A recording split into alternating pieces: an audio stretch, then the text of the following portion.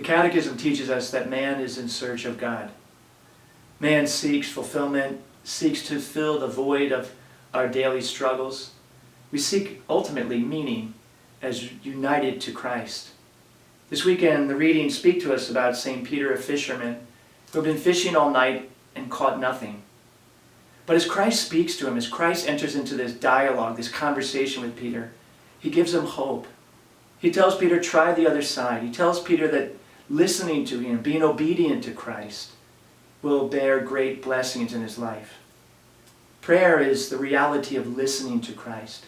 It's opening our minds, our hearts. It's elevating our minds and hearts to Christ and allowing him to do the beautiful work in us.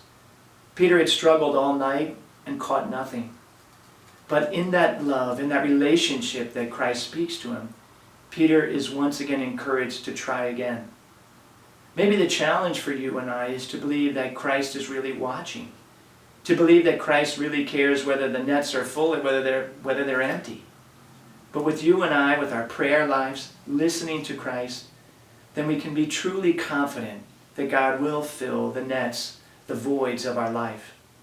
This week coming up, we have the reality of preparing for Lent.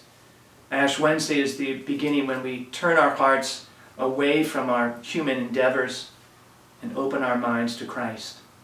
Lent is not simply about giving up. I would suggest to you that Lent is about receiving. Number one, it's about receiving God's love. Peter experienced God's love, and he made that proclamation, Lord, I am a sinful man.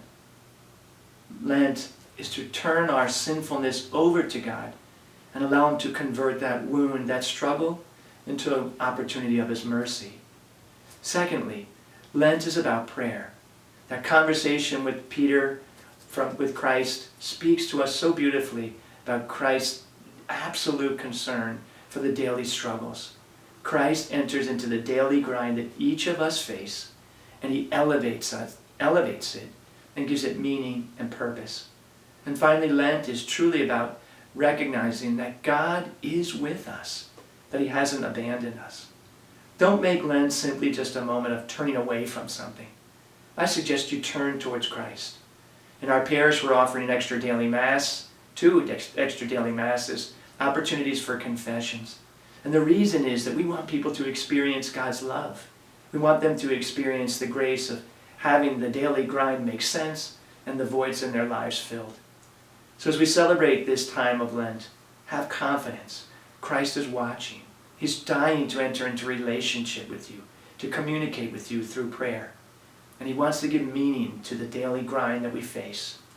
Remember, this is more than a sermon. It's more than a thought. It's the reality of Jesus Christ. God bless you.